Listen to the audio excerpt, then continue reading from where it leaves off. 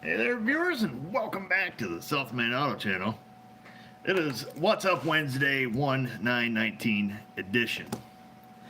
And I'll wait for a microphone check because I had to resituate some stuff here. You can see I'm in the office. I don't know how to get these comments off my screen. Our internet's being a little wonky, and I'm doing this on my phone. So I'm gonna wait. I'm doing like got the phone here, got the computer here, so I might be like this, never really looking you in the eyes, just so you know. Alright, so it says mic and video is good, so that's good. You guys will see me staring up here. I don't really know. I don't have any place to set my camera where it looks like I'm actually looking at you. It's not because I don't love you or want to look you in the face, it's just it's where I see my comments. Looks like we got some blue wrenches up in there. So be on your best behavior because they will ban you instantly. At least I think. I don't keep track of them. So I'm a little late. Had to go to the doctor's office. Appointment's at 4:15. Of course, it's a doctor's. That means you get in at 5-ish, which is no problem. He's busy. He's a busy dude. Got in, got out. Bada bing, bada boom.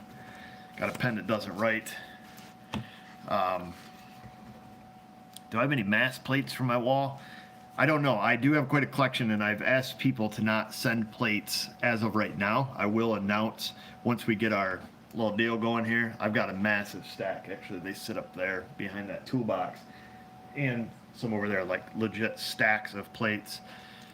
So I want to go through everything, see what I have. Of course, see what I have, hanging up on the wall, what we have versus what we need, and then we'll do.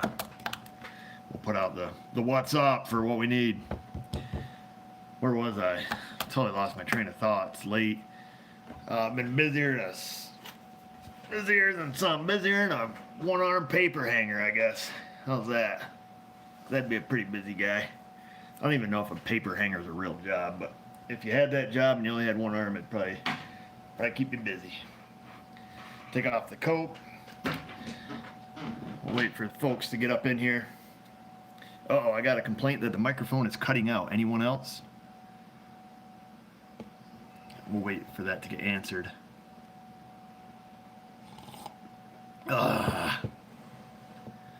Nope. It said nope. Nope. Must be just you, fella. Thanks for your video. Help me change out to 5.3 on the sub. Alright. Way to go, Keith. Good job getting in there and swapping out your own engine on your Chevrolet. What am I sipping on? Well, I got my big buck mug because, I'm redneck. And I'm drinking hot apple cider currently. Can you be a moderator? Absolutely not. If you're the real Donald J, maybe. But still, maybe.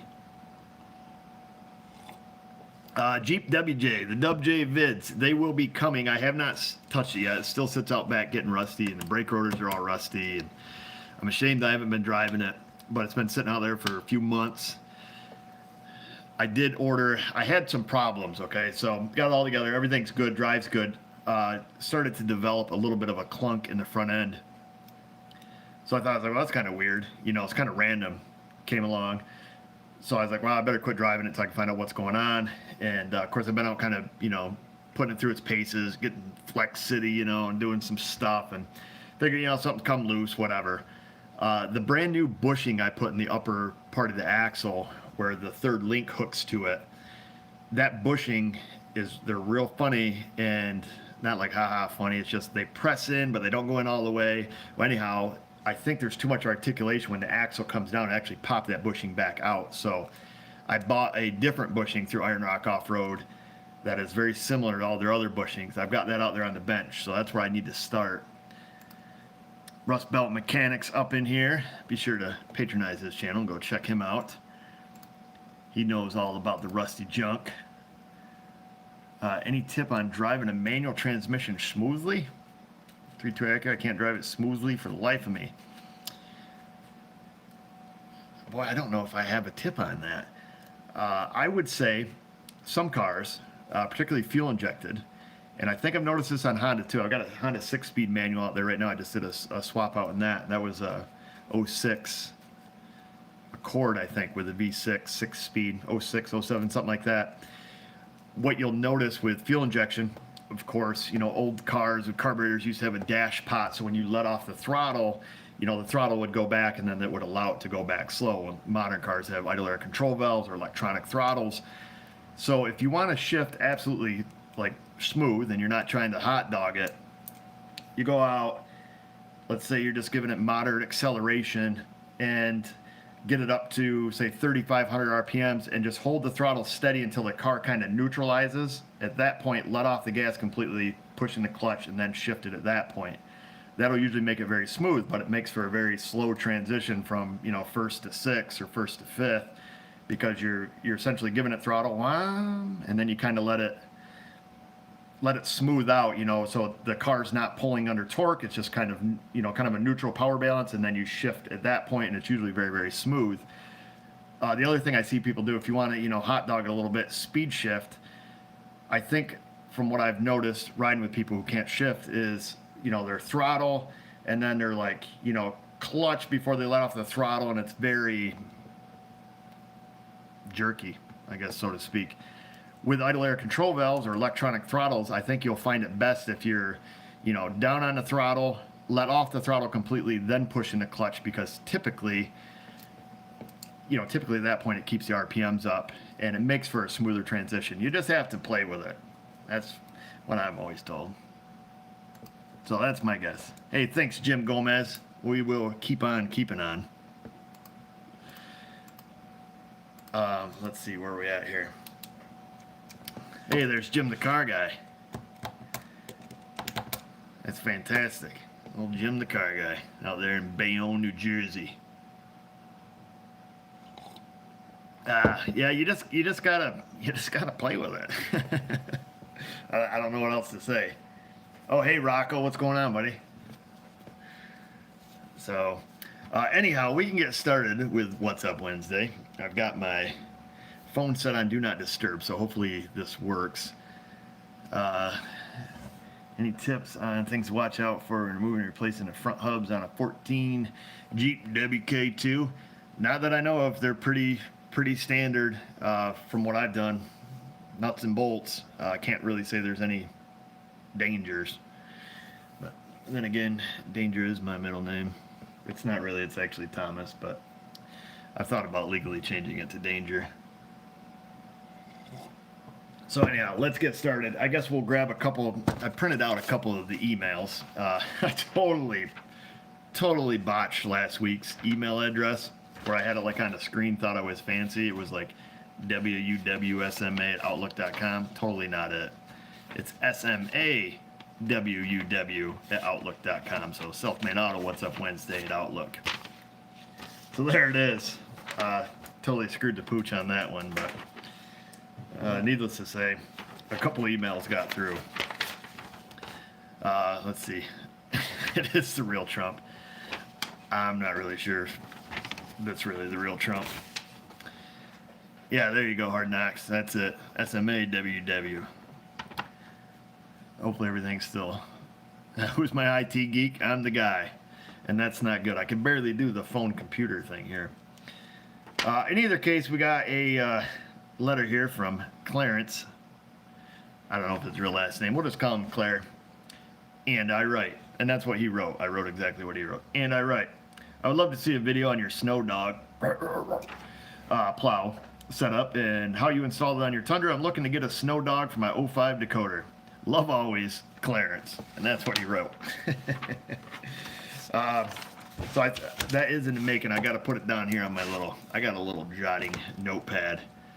We'll write down the dog, pushing back the Bankins. In Massachusetts, should I rust-proof my RAV4? It depends on if you love your RAV4. If I lived anywhere near Salt Belt, I would absolutely rust-proof it with fluid film crown, you know, or a substance similar to that. Florida two-wheel adventures.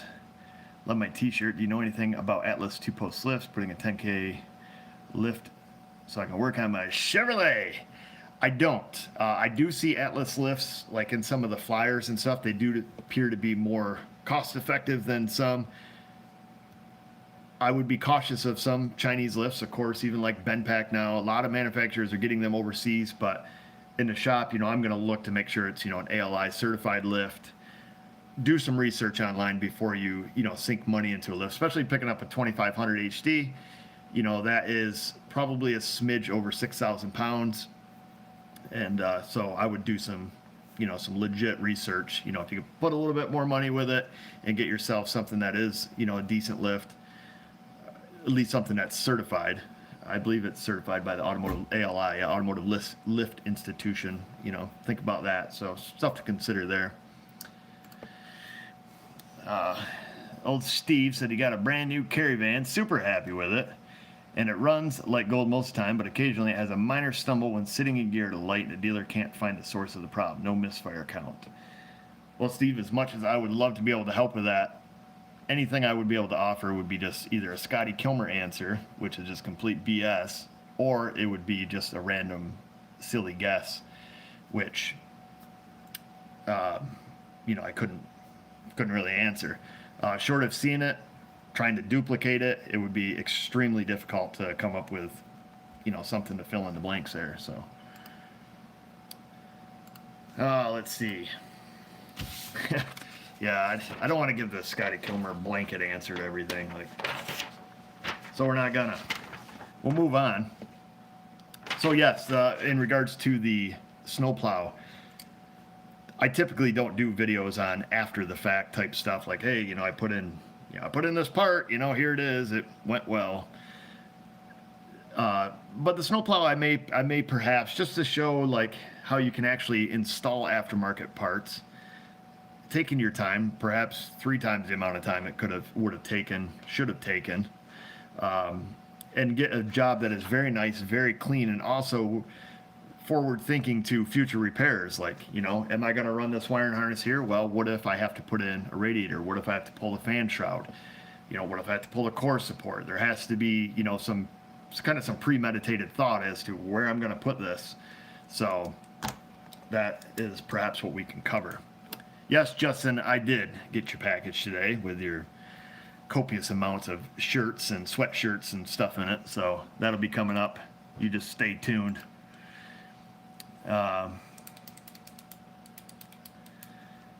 Let's see, Eric, I left a few messages with my name and number. I need my transmission replaced in my 13 Malibu. You're the only one I trust. Whew. That's deep. And that's from Michael Rowe. I don't know if it's the Mike Rowe. And then I think I talked to you on the phone a while back, Mike Rowe. If I remember right, you're from down south somewheres. Send me an email in the What's Up Wednesday, the SMA W.U.W at Outlook.com with your info on there, and I will contact you about that. Guy writes, love your channel, love seeing your troubleshooting skills. Keep up the good work. North Ontario, Canada, represent. And Christian Hernandez, he writes, I couldn't afford schooling, so it's thanks to you that I find that my first official year as a tech was a success. Oh, that's fantastic. That is really good to hear. I'm forever grateful and indebted to you. Don't feel that way. As I start my second year as a tech, I'm curious on a scope that you recommend. That is also a tough one, Christian. I like my Pico scope, hands down. That is, my favorite scope. I also like my little U scope I have. They each serve a purpose. I would say if I was you and you're looking to purchase it yourself, if you can't afford, let's say a 4425, 4-channel Pico, I would not hesitate to look on eBay, Craigslist, something like that to even get a 2-channel Pico. You don't particularly need the automotive Pico. If you're, a scope is a scope. It may have limitations in the sense of voltage. It may only be limited to, let's say, 50 volts without an attenuator, which is no problem. You get a 10-to-1 attenuator, bada bing, bada boom. So that's what I would say. That's what I would do. You don't need a super duper expensive laptop to run it. And, like I say, you can get a 2-channel Pico used, get you started, save up, buy the 4-channel, Pico, and, that's pretty much the best you can get right there. So that would be my suggestion. Science and Diagnostics. Thanks for stopping by, and thanks for the super chat, sir. So, let's see, we answered the question there about the lift. And then we'll come into another one of the emails. Oh, this is the big one. This is from David. David D. We'll call him Devil D's for short. And he writes, it starts up in the subject line. Oh, hey JC, how's it going, buddy? 2 trucks I would like help on, please. And he writes, 2007 Chevrolet with a big 4.3. It's a Silverado with the big V6 in her. The first truck is driving me crazy. I do not have a scan tool, just an OBD2 scanner. Okay, well, that's probably good enough. This truck sets codes for insufficient cat, for bad catalytic converter. This truck is my son's, doesn't drive a lot. Took it to the muffler shop. They didn't find anything wrong with the cat. They put on a new cap rotor coil for running rough, but did not set a misfire code. I would say right then and there, I mean, the 4.3 Chevrolet, them things shake like a millennial drinking Red Bull, period. They're rough running engines despite the fact of having a balanced shaft. It's a good engine, super underpowered, whoa, power just flickered. Quite reliable in that sense, but they shimmy. I think the power is going to go out. She just flickered again. Something new has started, though, since it left the shop. When you first start, when you start it first in the morning and it warms up about 5 minutes, the engine just shuts off like you turned the key off. The other day, it did it to me twice. I was driving, it stumbled a bit, then shut off again, and it took a bit to restart. When in the morning, if it shuts off, you can restart it without a problem. It isn't setting any codes whatsoever. There goes the lights again.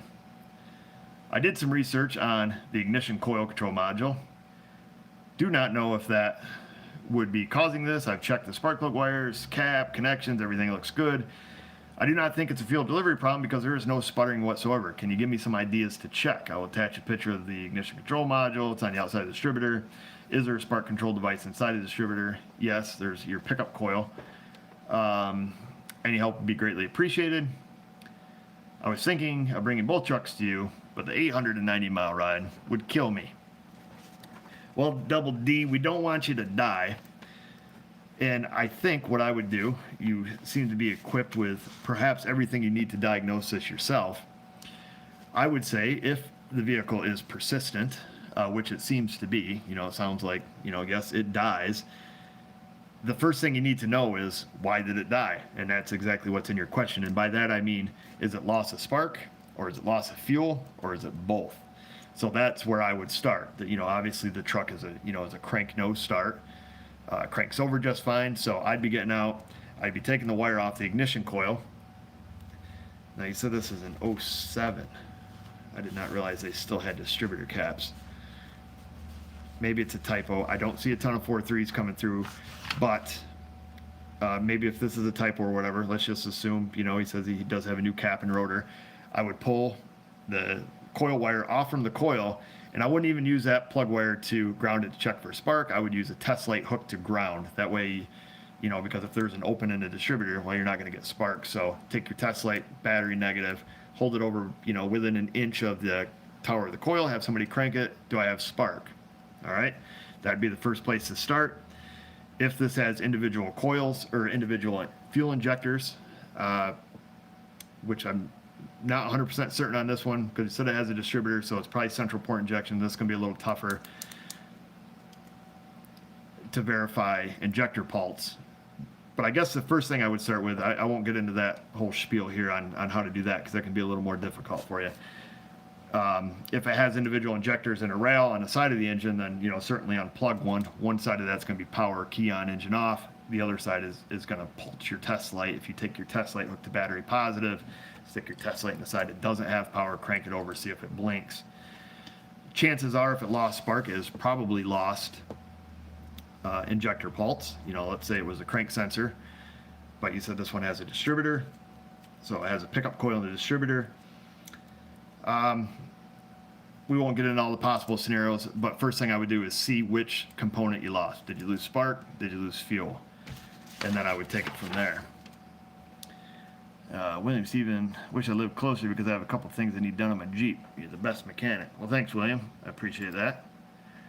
I'm getting way sidetracked here, folks. Oh, it's super high winds here right now, Cuba. Super high. Like that. That's what they sound like. William, he wrote, if he lived closer, I'd definitely be his mechanic. Thanks for everything you do. Well, thanks, William, for the super chat. We appreciate that. Do I recommend the U-scope? I do, Joe. I love that little thing. I was a little hesitant at first simply because of the size of it. I'm like, oh, this thing's going to break. But and how am I going to use a one-channel scope and all that stuff? I grab that little guy all the time. And I'm always using it. It's like, to the point right now, it's like pretty filthy. I've got to pull the rubber off and clean it up a little, if you know what I mean, because it's getting kind of grubby. However, it's a fantastic little scope. I wouldn't want it as my only scope in the shop, but I tell you what, for doing quick little tests, man, you can't beat it. Let's see. Joe Hendricks said he just bought a 2010 Tundra with 110 on it. What maintenance should I perform? Spark plugs, coolant, etc. Oh gosh, Joe. If you don't know its history, I would say yes to all of the above. If you don't know the history on it, you got a $110 on it. I wouldn't hesitate if it was mine to go through and do, an ignition tune-up, change the filters, air filter, cabin air filter, do the coolant, trainee, transfer case, front and rear differentials. So that's what I would say. If it was mine and I had an unknown history on it, then you've got to start somewhere. So that's where I'd start. I think we got a couple more emails here, then we'll get motoring on. Oh yeah, and the brake fluid too. Yes, do a brake fluid flush. Forgot about that. Everybody forgets about the brake fluid flush. This is from a fella named Boofy Fart. I do not know if that's his real name, but that's how he signed off. Boofy Fart. I love warm apple cider. Oh, JC, let me tell you what, buddy. He said he just opened a fresh mason jar of the good stuff.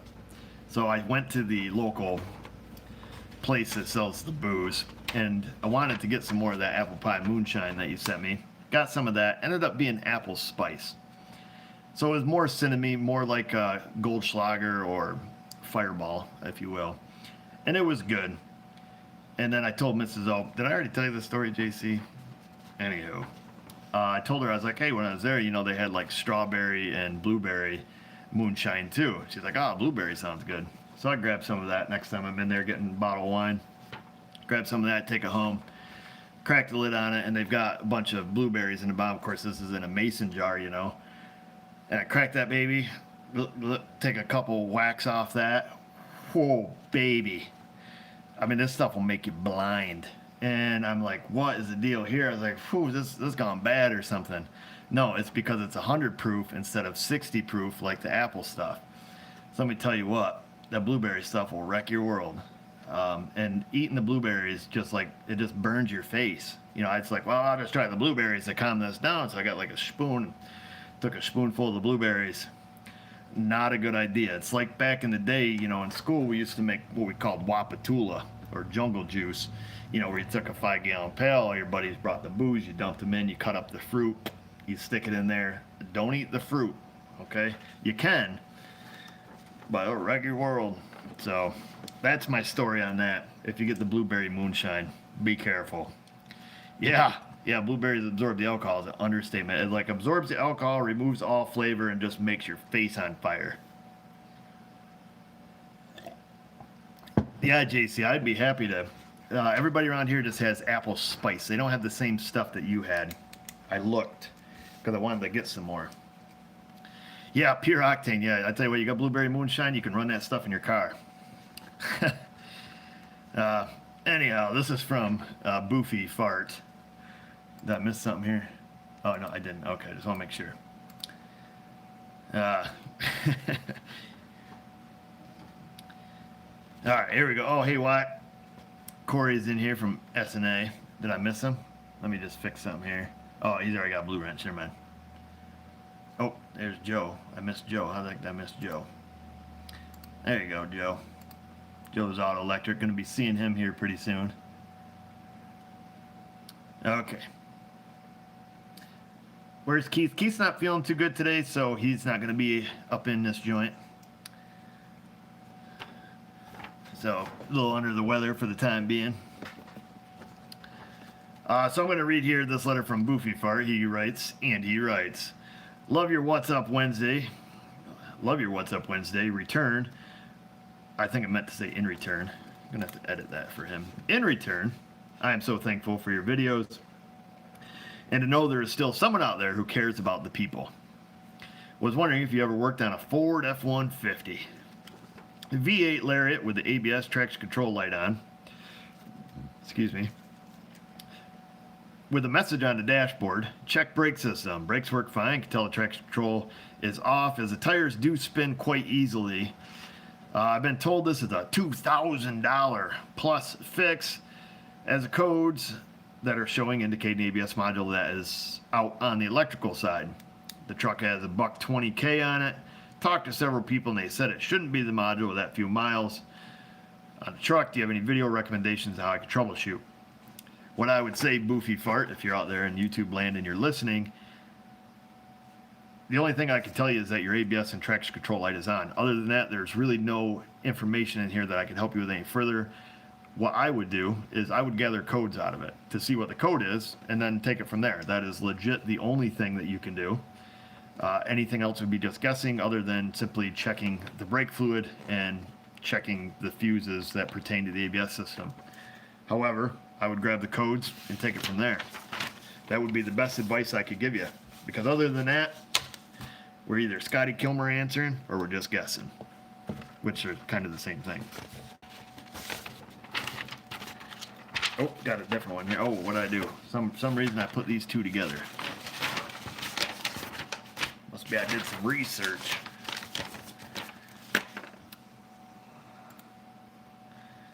A B.W.U.W 06er, same class 39 Impala, says left front impact sensor. It wasn't. Replace sensor, no go. Swap both fronts, no go as well. Will this be the driver's door, or how to test and access it? B0085. I would have to look that up, Dale. I'm not familiar with a lot of airbag codes right off the top of my head. I would look up code setting criteria, definitions, and see its location, where it is. If I was 100% certain that it is the left front impact sensor, and let's say you replace the impact sensor and that wasn't it, but you know for certain that code pertains to the left front, you've changed it with an OEM one, the vehicle still sets the code for that left front impact sensor. At that point, I would check wire integrity on that. And by that, I mean I would, unplug the airbag module, I'd unplug the sensor. This is where it gets kind of tricky, because sometimes unplugging the airbag module, it automatically jumps those two pins. So you're going to need to know how this is designed, if it has an automatic built-in shorting bar. And then I would be checking your wires for the three possible faults, open, high resistance, short to short. Open, high resistance, and a short. So on that, short to ground, short to power, short to another circuit. Those are your only three things that can ever happen in a wire. Open, high resistance, and short. Right? Am I thinking about that right? I believe I am. Whew.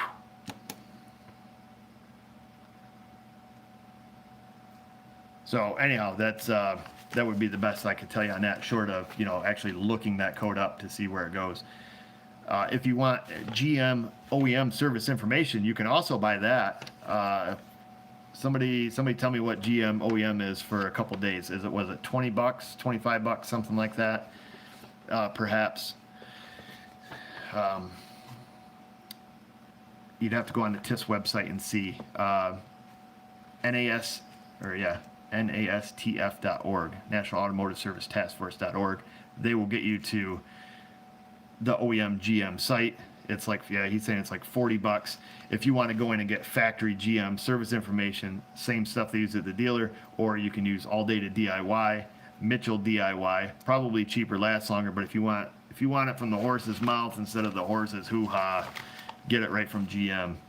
That's what I would suggest if I was, going to track that down. Somebody said $20. So, anyhow, hopefully that's somewhat helpful to you.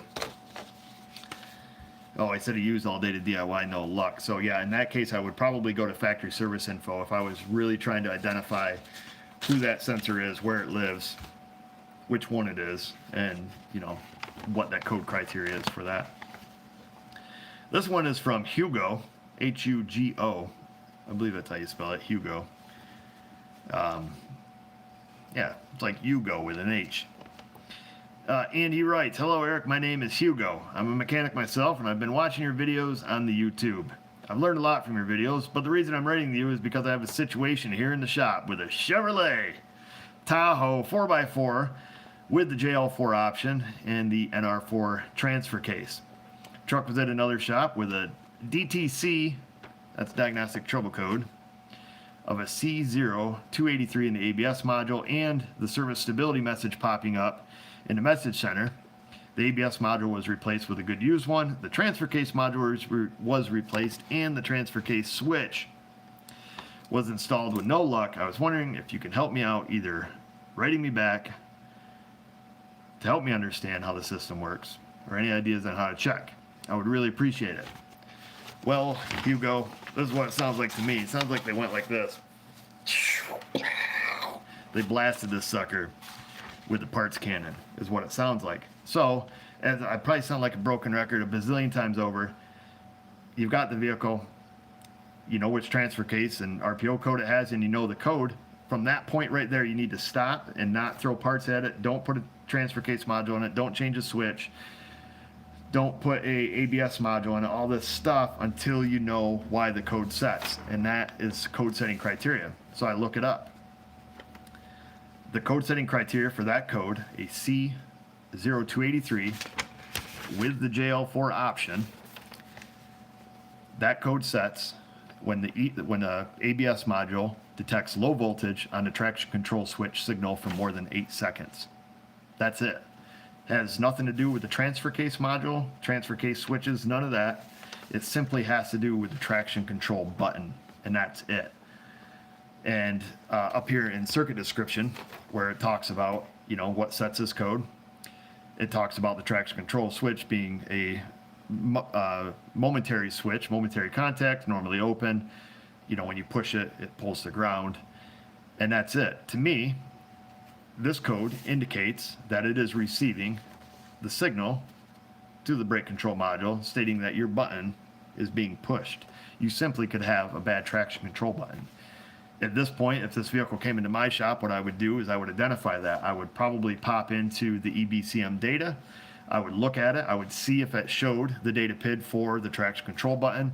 If it showed that as represented as being, enabled, disabled, low or high, pushed or not pushed, I'd be looking for that data PID. If that data PID wasn't there, I would be inclined, if the switch is easy to get to just pop it out of the dash and unplug it. Or I would find where its wire goes to the EBCM and I would go test it. Is this thing, is it indeed shorted to ground? So, because it says it has to be low voltage on traction control switch for more than 8 seconds. So that's what I'd be checking. Obviously, it has some sort of bias voltage on it sent from the module. And then, when you push the button, it pulls it low, and that's how it knows you push the button. So that would be where I would focus my efforts. If and it were me, and it isn't, but that's the direction I would go with it. Last one of these. You guys getting bored yet? Eric, big fan. What all tell do you use? I use the MS906 BT and the 908. 07 Chevrolet Suburban 5.3 flex lower oil pressure idler 10 psi.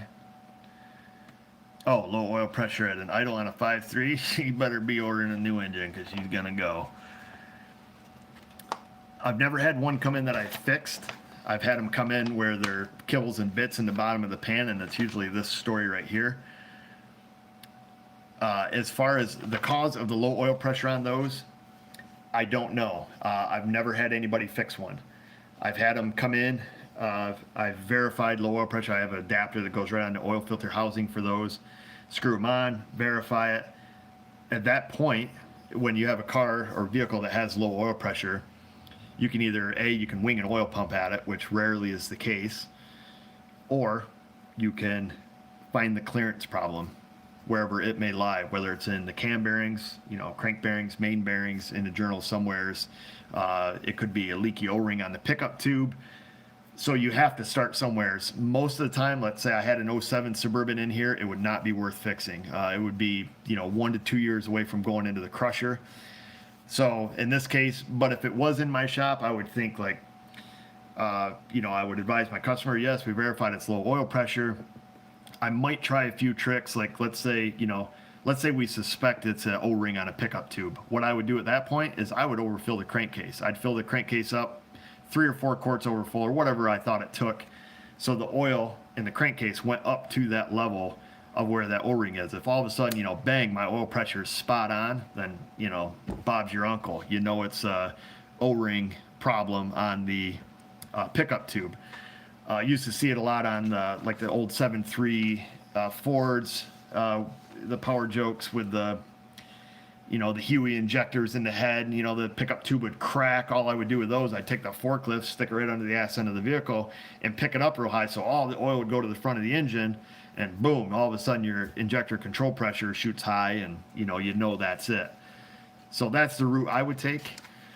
And then, perhaps if that didn't work, it's okay, we can check the oil pump. Not a super easy job on those, it's not just, buzz the pan off and, away you go.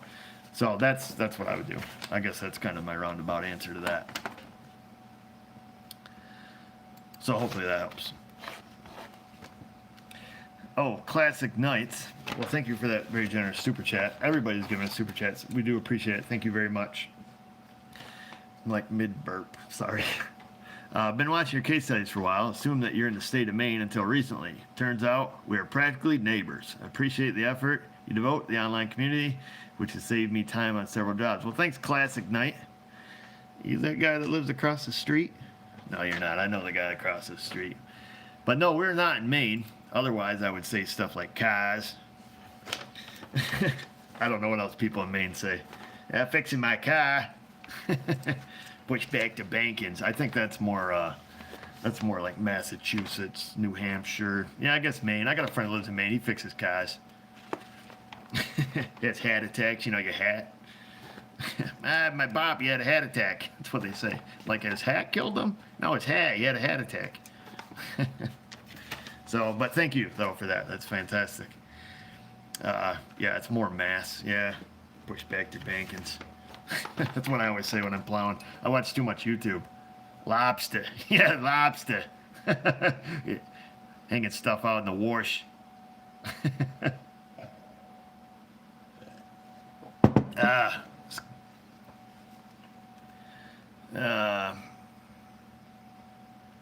Yeah, too much YouTube isn't a thing. I don't know.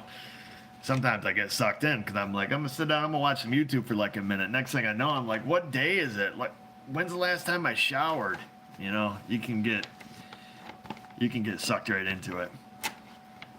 Anywho, I'll read the last one here from Adam. He also writes, and he writes. You guys are already filling in my lines. And he writes, Eric, I have a few questions about applying fluid film to the underside of the vehicle. How well do you think it would work on a vehicle that is not new and has some surface rust underneath? What do you use to clean a particular vehicle after you apply fluid film? How do you get the overspray cleaned off paint, etc.? Best products. How many aerosols do you think it would take to do the average vehicle?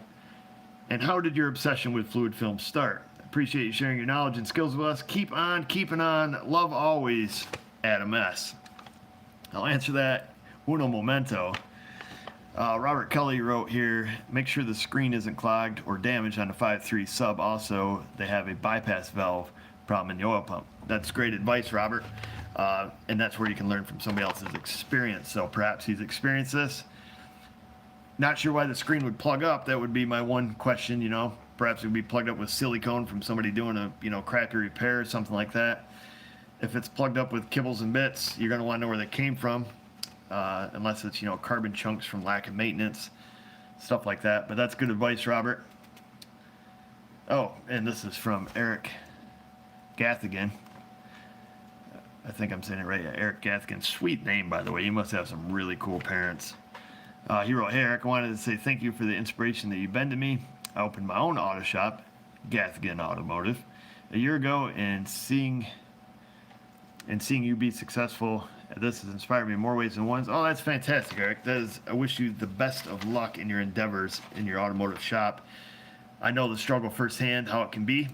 Not that it's, always a struggle, but it can be. And I know it can be taxing on, yourself, your body, your spirit, your family, all the above. So I wish you the best in it, keep your feet on the ground and keep reaching for the stars. That's what Casey Kasem always says, and that's some pretty sage advice, I would say. Some days it sucks. Some days it's fantastic. Most of the days it's pretty good if you love what you do. I'm assuming if you started your own shop, you love what you do. So keep up, and thanks for the super chat, and wish you the best of luck out there.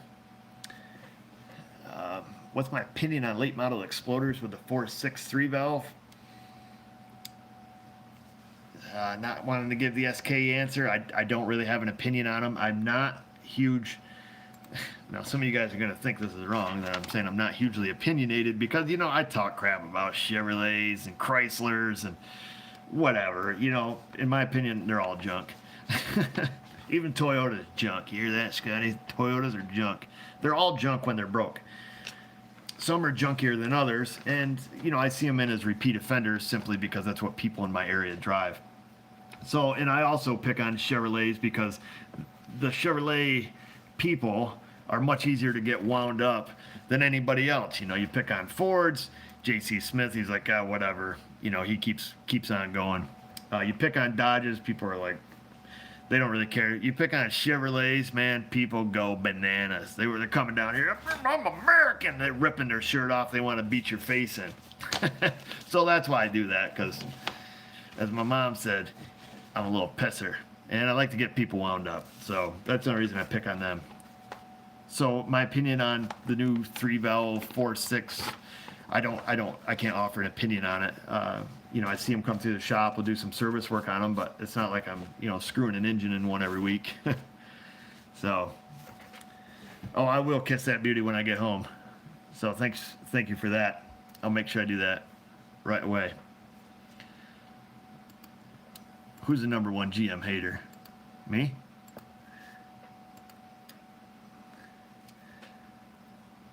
Let's see.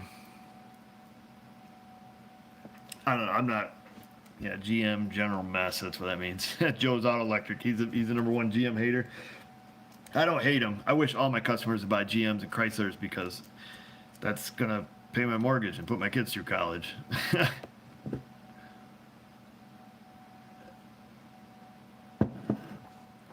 Are Evan and Gavin at church? No, they're not. Not right now. It's 8 o'clock.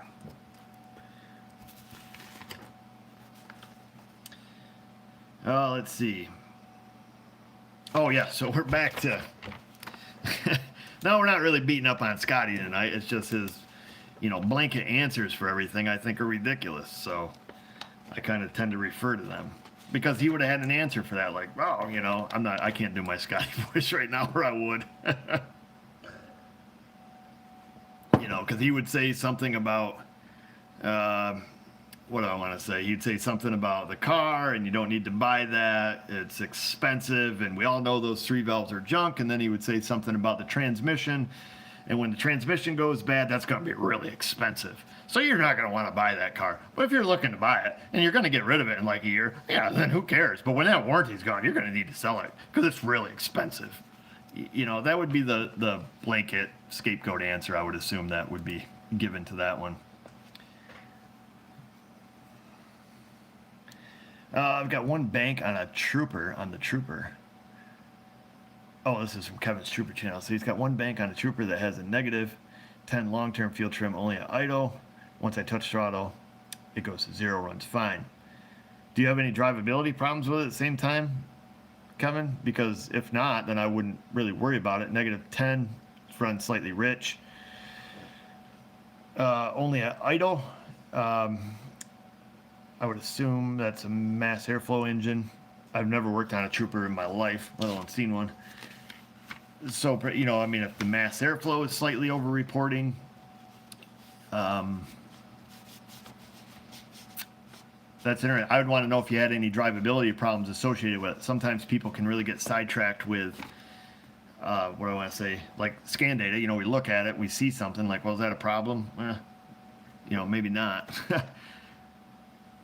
So anyhow, I don't know. I'd want to talk to you more about it, Kevin. If you want, you can shoot me an email at the SMA W.U.W at outlook.com. I gotta get back to this question, guys. I do appreciate the super chats. Thank you, Austin. I don't even know. I'm stuck now. My computer's stuck. Let's see. Here we go. Evening, Eric. I have a question for you. Have you replaced the lower tie bar, aka lower core support, on an 07 Dakota? Effect service manuals. I have not. I've never done a lower radiator support, lower core support. I assume you're talking about lower radiator support on a Dakota. I haven't. It's nothing I've done in the shop before. So I can't even begin to help you with that. I don't know if they're bolt in or weld in on that one, but I have never done one of those. All right, guys. Oh gosh, I wish I'm trying not to be unappreciative. O2 F1 steering wheel will not lock, and key is sometimes O2 F150 steering wheel will not lock, and key is sometimes hard to start. Shifter was loose, and I replaced the shift tube bushings and can't figure out what I need to do for the lock problem. If you did the shift tube, because your shift tube was probably busted, which I do, and makes the shifter all floppy in those. Gosh, I'm trying to think the last one of them I had apart. And I don't remember where the lock mechanism is. Gosh, Bob, I'm sorry. I do not remember where the lock mechanism is in those. I'm familiar with their shift tubes, braking, you know, the 3 Torx bits in the back of them that come loose. This is a problem with working on too many different makes and models, trying to remember. This is why I should have, this is why super chats frustrate me sometimes. I feel obligated to help, but I just, short of looking, I try not to memorize stuff that I can just look up. And I know that sounds ridiculous or cliche, but that's what I do. Otherwise, my head would explode from the different, you know, working on different car lines. I don't know where the lock mechanism is in that Ford right offhand without looking. Why it wouldn't lock, I can't remember if they have a lock plate behind the clock spring or if they lock into the tube. I don't know right offhand, you know, short of looking it up to see where they lock. Without giving just some BS answer. I honestly don't know.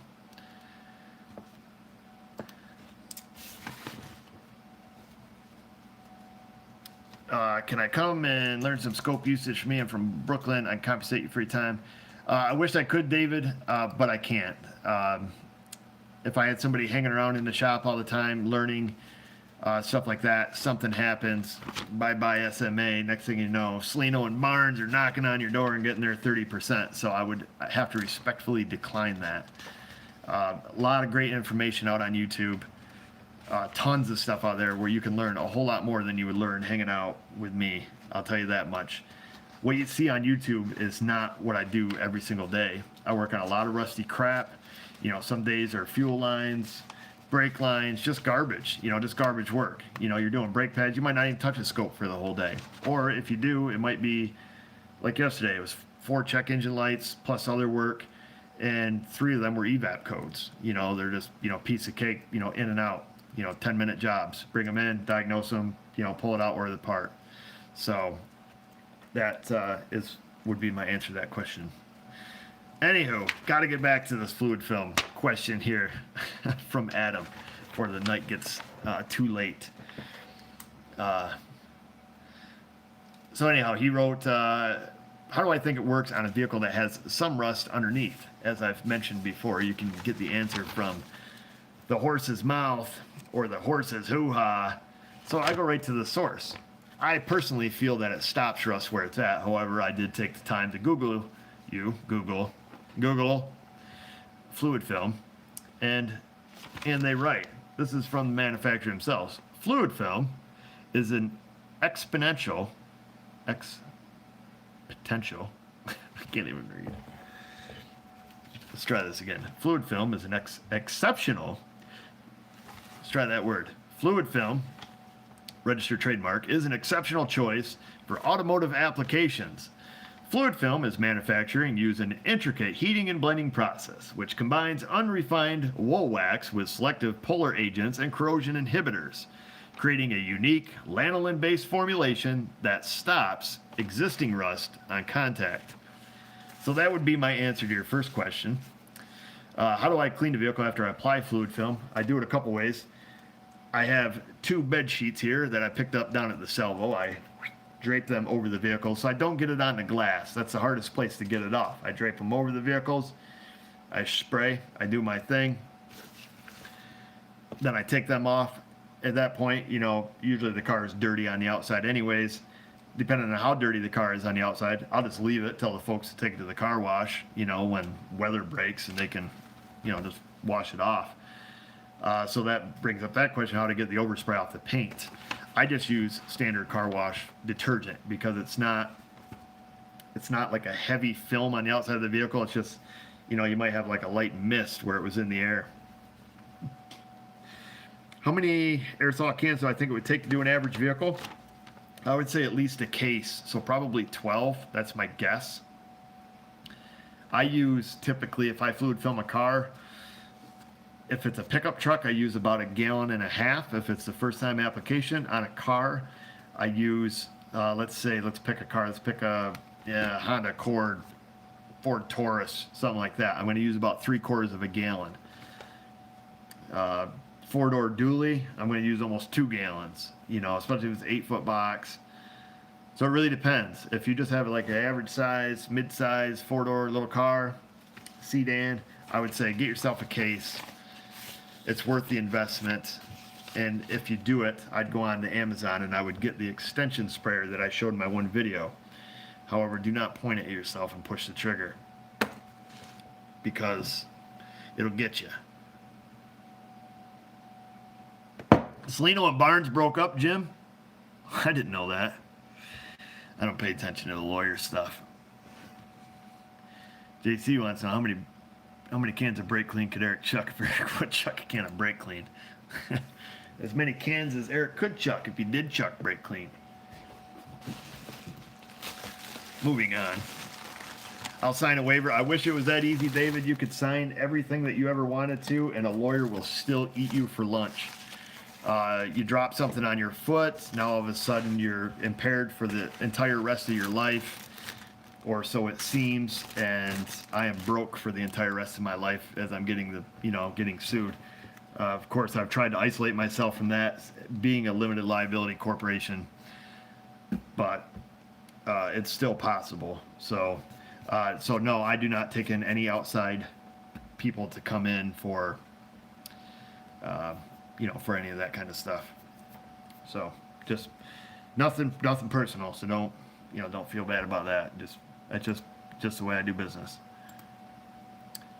Did that box of Dude Wipes come in handy this past summer? Never trust a fart. Actually, they did. And actually, I do like my Dude Wipes. And I actually have a fresh. You can actually buy Dude Wipes in the bigger, like, baby wipe dispensers. I keep them on the back of the toilet, in case you're really wondering. I do like the Dude Wipes. And you can get the Dude Wipes to go. Got them. I do like my Dude Wipes. Why are we talking about Dude Wipes?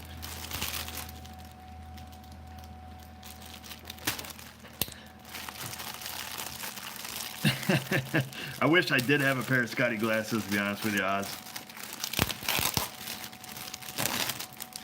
So yeah, I try to accommodate people by help satisfy their curiosity of the shop by posting YouTube videos. I know we always want more. I guess, it's human nature, but I just hope that you're understanding that, I couldn't have somebody come shadow me per se. When I entertained the idea of having Josh come here, the first thing I had to do is, hire him. and put him on the book. So he's a legal, he's a legal employee. So that's what I did. And of course, he's still here working away. I feel like I just threw something away that I didn't mean to. Let me just have a gander here. Nope, not that one. I'm so disorganized. Anyhow, here we go. 1, 2, 3, 4. I did get a shirt in the mail from our friends here at Trained by Tex. If you guys have not checked out Trained by Tex on the YouTube, I encourage you to do so. Fantastic bunch of guys, and you want to talk about training, check out them, Trained by Tex. Keith is a part of their organization. Keith Perkins, who's usually up in here, he's part of their deal. A lot of fantastic guys, way smarter than me, every single one of them. If you want to learn some stuff, you want to learn some scope usage, you want to learn different techniques, modern cars, Trained by Tex. Check them out on YouTube. What did he write here? He wrote, and they write, "Thank you. Our group is dedicated to giving back to the industry. All proceeds for the products go towards charitable causes for the betterment of the automotive industry and our group's operating expenses. For best care, turn it inside out. Wash on cold, no bleach, no softener, do not dry clean, do not iron, and tumble dry on low." Well, I don't know about all that. They're pretty smart bunch of guys, but I'll guarantee you this is going to go in the wash with all the rest of my stuff and however else they do it. But they did send me a pocketless Trained by Tex t-shirt, so that's pretty cool. So thank you, Keith, and the guys over at Trained by Tex. Be sure to check them out. Way out of my category. You guys will definitely enjoy them. Oh, and it's a Gildan shirt too. Didn't skimp on that baby. It's my favorite brand. You did not just see me fold that. As far as Mrs. O knows, I can't fold anything. I just get out of the wash and I don't even know how to help you. And that's how you get out of doing laundry, fellas. You just struggle. Well, I thought there was... Son of a monkey, I know I'm missing something. You guys want me to keep reading? I'll wait for the answer for that. I do wear it large.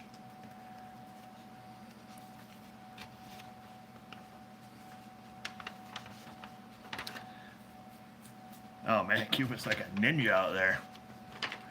Alright, keep reading. I seen one yes, that's all we need. This one here is from Brian. Whoa, big letters. Don't reveal my name, address, or email. Let me just skim through this one here real quick before I do something stupid.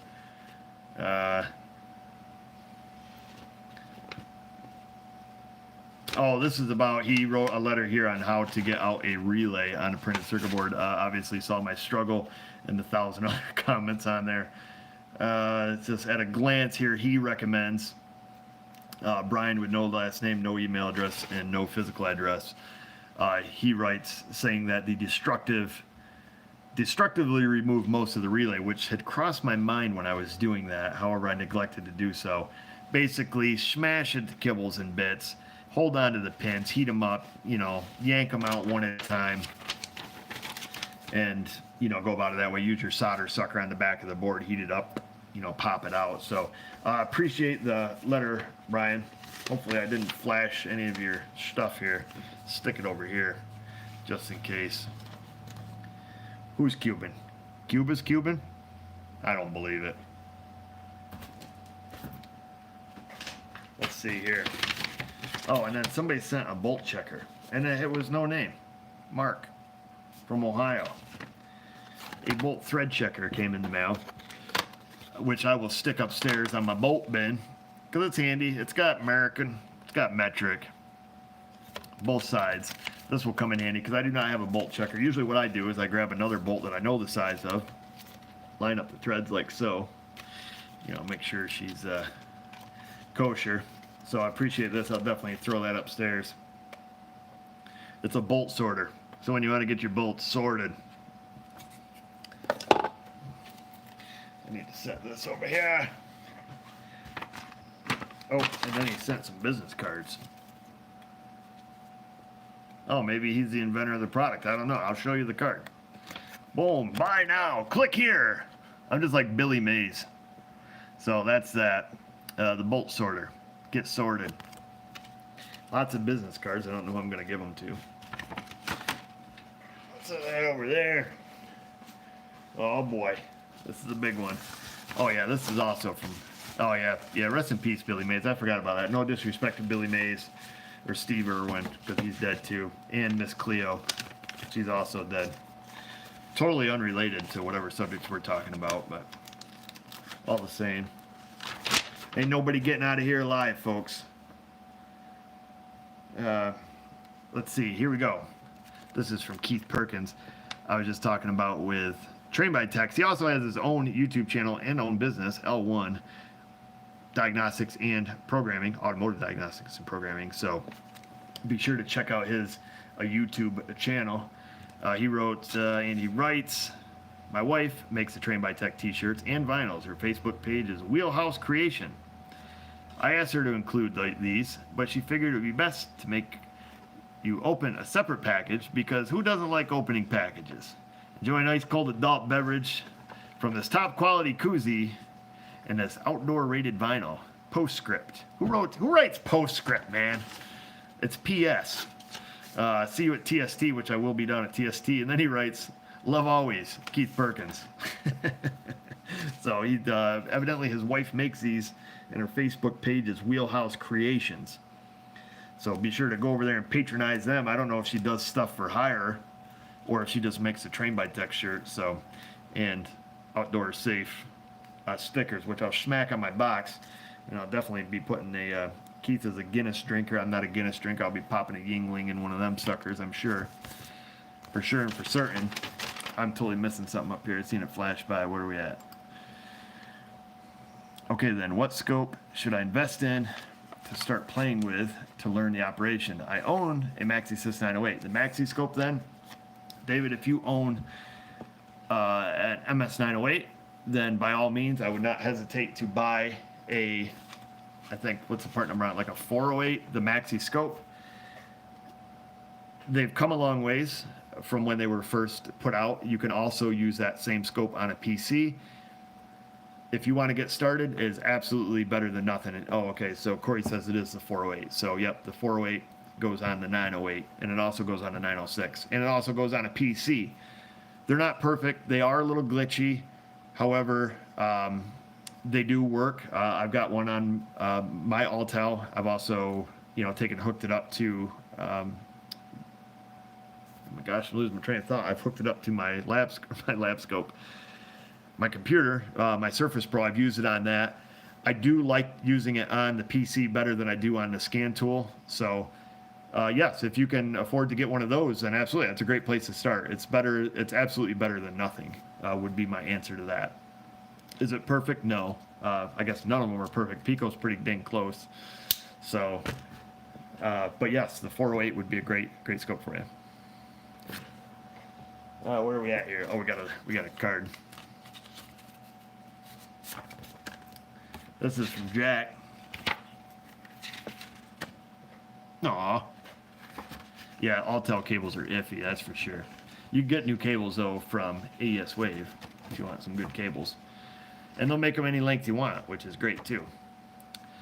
And he writes, Mr. and Mrs. O, you both work hard! Exclamation point. My wish for you and your family, a happy and prosperous new year. I'm a retired Air Force Master Sergeant, also retired civil service. Well, Jack, we'll take this time to thank you for your service that you've provided serving your country as a serviceman in the Air Force and also in the civil service. That's fantastic. We're only here because of people like this guy. I really like your videos. Hope you and the girls... Hope your girls grow up to be lovely women. Well, I'm sure they will be. And then he writes, sincerely, Jack. So, Jack, we appreciate that. Thank you for the kind letter. We do appreciate that.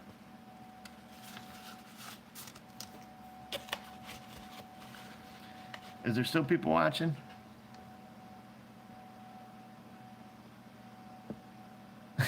What's the difference between a hippo and a zippo? Well, a hippo's a little heavy, and a zippo's a little lighter. That is a classic dad joke right there.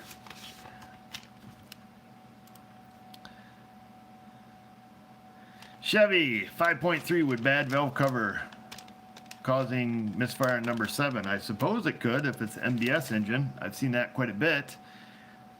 Joe, I don't know if somebody's talking about that in the comments or something, but yeah, so I think the 07 wasn't this. Was it the 7s that had not the recall, but because Chevy never recalls anything, they just soak all their customers with it, because that's how nice they are.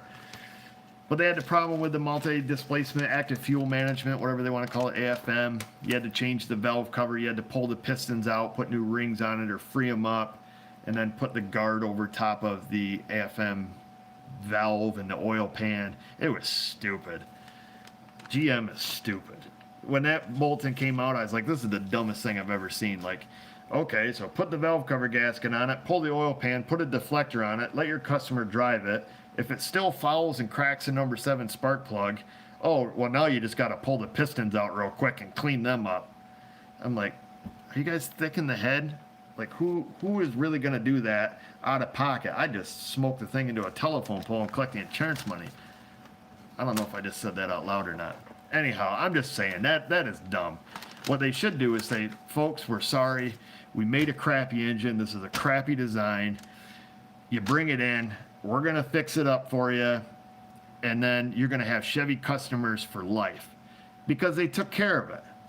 Instead, no, they come out with a PIP or a service bulletin saying, guess what? We found the problem, but it's going to cost you a couple $1,000 and a few guesses to fix it. It's just like that vacuum pump hocus pocus on that Yukon I showed you guys. You know, you get these cars coming in, customer's like, oh, I got no brakes. My brake pedal's rock hard. GM's like, big deal. You know, we come up with this new design. Here you go. Well, guess what? You got to pay for it. Until you start running people over and killing a few people, they're going to stick it to the customer. And that's the way they are. I hate that company. But they're all junk. We'll just go back on that. I don't mean to get sidetracked on my Chevy hate, but I just think some of that stuff's ridiculous. And if Toyota did it, I'd say the same thing about them. So before you get all pumped up. Anywho, this is a long one, man. This is like a 3-parter, 2 1/4 parter. I'm going to do my best with this one. And he writes, hello and Merry Christmas, Happy New Year from the Midwest Salt Rust Belt. Fellow salter. Just wanted to drop you a note to say how much I enjoy your channel. I'm a DIY guy that works on my own cars and some friends' cars when needed. Also, I help out with a single parent's oil change at my church. I believe God has blessed you greatly. For example, or he uses IE, and I don't remember that acronym, but I think it means for example. Mrs. O, your family, SMA, and the awesome YouTube channel. It is so sweet what you do with Marie and Hannah and the car provided for Amber. I believe you are a bright light in a dark world. Please keep doing what you do. On a lighter side of things, I would really like to have a zippered SMA hoodie, like the one you wear. Is there any of them available? I know the current ones on Teesprings are pullovers. No. So Teespring used to have zipper ones, but I see they don't offer those anymore. So to answer that question, until they become available on Teespring, I do not have any of those, so I apologize for that. He writes a question here. Is the shield on your logo representative of God being our shield? Psalm 33:20. It is not. It is just a design that Mrs. O had just put together. So it's not a shield or anything like that, and there's no Christianity significance behind it. So to answer that question. Also, I'd love to have a couple SMA stickers. I'd like to send you something, but I'm not sure that would be, do you need Minnesota license plates? Oh, I don't believe I need a Minnesota license plate. I do believe I have Minnesota license plates. However, I think they actually call it Minnesota. If I do need any Minnesota ones, I will say it here on the What's Up Wednesday, then you can be more than happy to send me some. However, I do believe I have some Minnesota ones. In closing, I loved your 1/2/19 What's Up Wednesday with the lovely Mrs. O. I added that part in. It was very sweet, and you better count your blessings in regards to Mrs. O and your family. You need to let her read this so you won't forget. Don't worry, I don't forget. I know how I have it. Mark, for sure. Also in regards to giving Amber the car, you did the right thing. There's always going to be haters. Don't let them discourage you. I certainly don't, Mark, but you read the comments. I'd take everything with a grain of salt. Again, thank you for your channel, what you're doing with the life God has given you. Keep up the great work. And then he gives a couple of scriptures, Hebrews 10:23 through 24 and Psalm 33:20 in the NIV. That's the New International Version, if you don't know that acronym. And then he writes, love always, haha, Mark. So, all right, Mark, well, thank you for the letter. I do appreciate that. I will show that to Mrs. O. He did give us a monetary gift of 25 beans, which we will send him some stickers with. Faux show. And he had an envelope that's way too small for the letter. It's way too big. So he had it all kind of folded up in there, which worked out well. So I'll be sure to get that to you, Mark. Appreciate that. Hopefully it answered all your questions. And you got an awesome last name, by the way, Mark. Just saying. I'm going to put that out there. I'm not going to tell you guys what it is, but it's pretty cool. Excuse me. Let's see. Oh my gosh. Back's getting sore. I've been doing these shoulder exercises every morning. And I do these doorway stretches. I got my 30-minute routine in the morning, and I did these doorway stretches today, and I overdid it a little bit, so I've got like some serious tension coming up my neck. Plus, I have horrible posture. I'm like a hunchback in Notre Dame by 5 o'clock, But with arthritis and all that garbage, yeah, you have to be proactive to keep your mobility. And that's just what I do.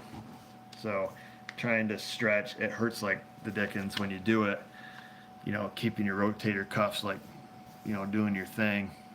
A few of the stretches hurt. They make me cry. So every morning I wake up at 5:30 and make myself cry for a solid hour. Well, a half hour stretch and then a half hour, cardio exercise. But it's how you stay limber. I don't know if limber's a word or if it's something you want to be. In either case, where are we going with this? Oh, this is from Edward. Mr. Ed, we'll call him. Wait till I get your age. I don't know, Jim. You're still, Jim, man, I've shook your hand. I've hugged you. And, yeah, it's okay to hug a guy. I hugged Jim. That guy is solid. I think he could still rip my head off. He is a solid man. Shake his hand, your fingers crunch. That's how you know. Looks you in the face, fingers crunch. You thump him on the back. It's like hitting a cinder block.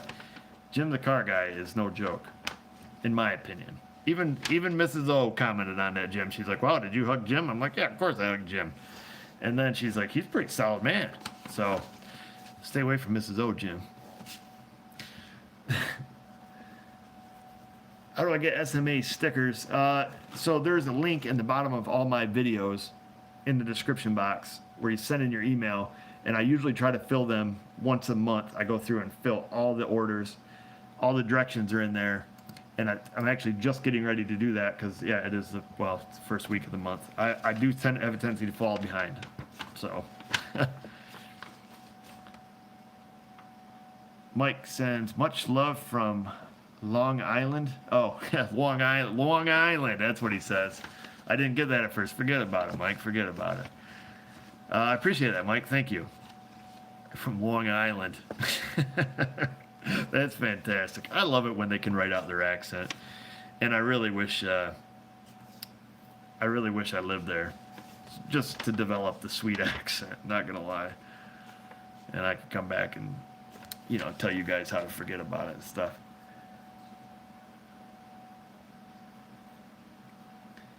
Where are we at here? Is there snow coming your way? Plow video? I don't know if we're supposed to get any snow or not. I don't even look at the weather anymore. It's not super reliable. Anyhow, we were talking about Mr. Ed here. How long have we been on? This is getting out of hand here. What time is it? It doesn't even tell me. And I don't know how much battery is in my phone, so if this thing just shuts off. It's the new Google Pixel 3, but I can't see the battery donger with all the crap on the screen here. Hour, 14 minutes. Here we go. This is from Mr. Ed. And he writes, greetings, Happy New Year to you and your family. I was able to play all your YouTube videos up until the last 3 to 4 videos. Chrysler Dodge tip 'em repair without any problems. Now I'm only able to view a black screen with a notation your browser does not recognize any of the current video format available. Well, I would just stop right there. I'm certain nothing has changed on my end, and that would be completely out of my control, whether your web browser works with whatever format, HTML, hocus pocus that YouTube uses.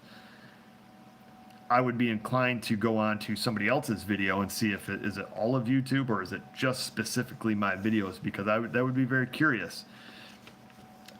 When I upload my videos onto YouTube and let's say a MP4, I believe I load them up in MPEG 4, they're 1080, 60 frames per second. When I upload them to YouTube like that, YouTube re-renders them to whatever format that they post in. That's far out of my control. Anyhow, so I can't help you on that. You'd have to call IT. A lot of them guys in here. Let's see. I would appreciate any further comments when you have time as time allows. So he talks about his web browser. I was able to view all YouTube. Oh, I was able to view all of YouTube videos from Ivan over at Pine Hollow. Shout out. Keith at New Level. Shout out. Scanner Danner. Shout out. Without any problems. As far as the HD format question, I think a regular format is fine. Thanks again. Keep up the good work. I've been in the auto and truck repair field since 1978. Wow, that's a long time. That's 40 years, fella. That's longer than I've been alive. Working for new car dealers and indies. Now working on my own since the year 2000. Your shop is similar to mine, although I do not have a waiting room. Some days I wish I didn't. No, because then they'd wait in the shop. I found we should keep an open mind, learning something new each and every day to keep us sharp in the field. The customer base we have is at times a challenge, I will say. Here. To keep repairs repaired, finances going forwards, and to keep the bills paid. I've always wondered what to send someone as swag that wouldn't be redundant. Other technicians in the field. Oh, wait a minute. Please accept this gift as a token of my appreciation to you for your kindness in helping other technicians in the field and other people in need in this world. The meat can be used as the main ingredient in beef and noodles, or on mashed, as they like to say over in the UK. He's not from the UK, but they like to have their mash. Let's see, open-faced beef sandwiches or many other excellent meals. I've also included a couple bags of excellent tasting Beck's brand microwave popcorn for your enjoyment. Anybody smell popcorn? Classic S&A joke right there. If you'd like to use my contact information, sincerely, your fellow technician out in the field. Love always, Ed. So, and then Ed sends a care package, of course, complete with popcorn, so you can, actually smell the popcorn.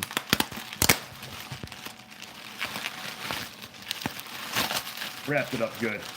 This is some Beck's popcorn. My kids eat microwave popcorn like it's going out of style. So I will definitely put that to good use here. We go through lots of microwave popcorn. Oftentimes, if you visit SMA, you would smell burnt popcorn in the office. Not the popcorn, like what you're thinking. And then he sent some manly meat, chunks of beef. Manly meats. It's what's for dinner. I don't know if that's their slogan. And this is from Indiana.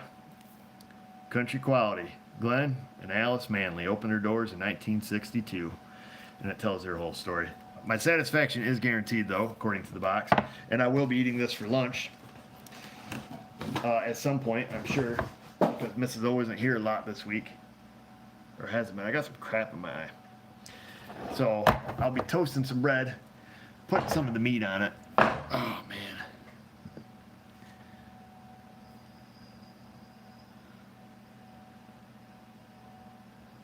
I don't see anything. Might have to go get a Q-tip. Ah! Dang it all the heck. Well, thank you, Ed. I do appreciate that. Ah! Dang! What the heck is in my eye? Don't mind me, folks.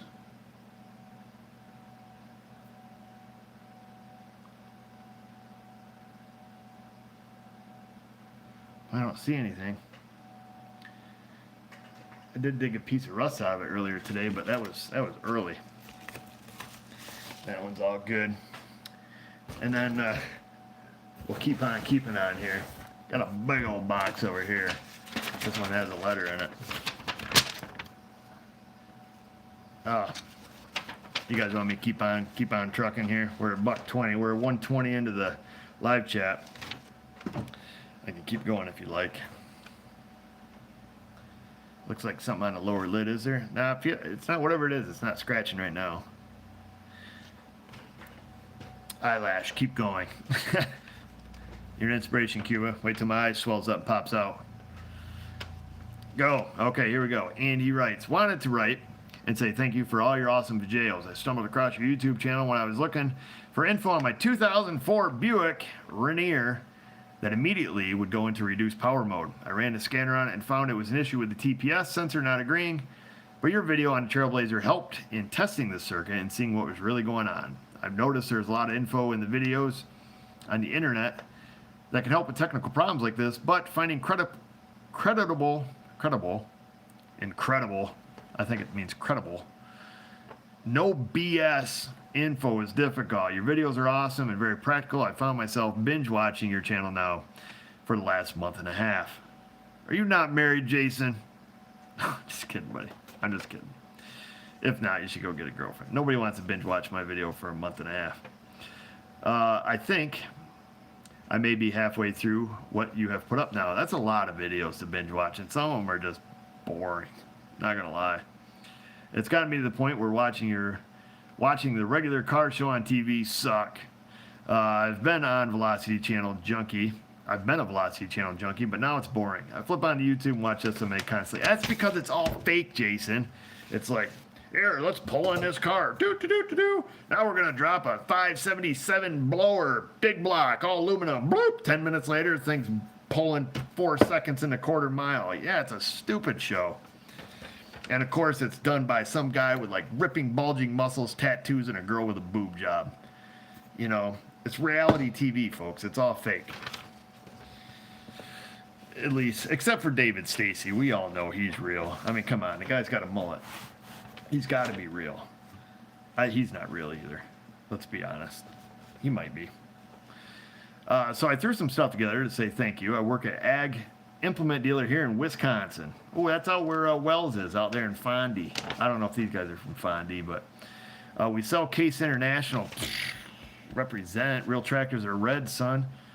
And a bunch of short line stuff. I'm the lawn and garden tech, servicing all the Kawasaki side-by-sides, Skag, Grasshopper, Simplicity, Briggs Stratton, Kohler, and Kawasaki power equipment.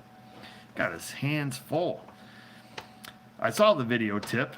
I saw the quick tip video on the blind hole clearing and said, hey, that's pretty close to what I do. So much like your granny taught me that trick. In our shop, we have old Indian tricks. So in his shop, the old Indian taught them their trick. And in my shop, Granny taught me the trick. Yeah, I was throwing gang signs there, Cuba. Oh, did I miss the super chat? Yeah, throwing tractor gang signs. That's right. That's where I'm from. Oh, thanks, Alan. That's how we do things. Except for John Deere's. You know the gang sign we give them? Right there. Anywho. So I made you up an emery cloth holder to put in a die grinder, and then I sent along a die grinder so you can leave it chucked up so it's always ready to go. I also see it looks like all your air hoses are rubber. I changed my shop over to Flexzilla air hoses, and I won't ever go back, so give it a try. Now that's interesting. Now I've always been a fan of the rubber air hose. Let's clarify that. Otherwise, not so much. As far as air hose, I do like my all-natural rubber air hoses. Personally, I don't like the PVC, the plastic ones, PCV, PVC, whatever. The cheap crap plastic air hoses, hate them. I like all-natural rubber air hoses and garden hoses. If you ever notice my garden hose, they're kind of expensive, but they're really nice. And he says he switched over to Flexzilla, which he sent me in this box. Never used Flexzilla air hoses. However, I'm interested in giving it a try. I've actually got to swap out an air hose. So I'm looking forward to use that. Joe there says they're amazing. Let's see here.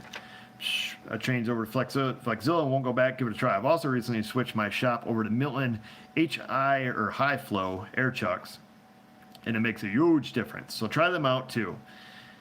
I know that you use swivels on all your tools, but these things are pretty awesome. They will help with your impacts with power. Die grinders are totally different animals, and your old air hammer will be working like new. The high flow female ends should accept all your male ends, and the high flow male ends will only work with high flow female ends. So you get that little bit of anatomy going on there. Let me grab these out of the box. Oh, he also sent some, these, I could be Scotty Kilmer with these things. Some dark shades. Or I could be ZZ Top. Who knows that song? Dun dun dun dun dun dun. Wake up in the morning, something rising out of bed. First thing you do when you get up out of bed, you hit those streets running. I don't remember this song.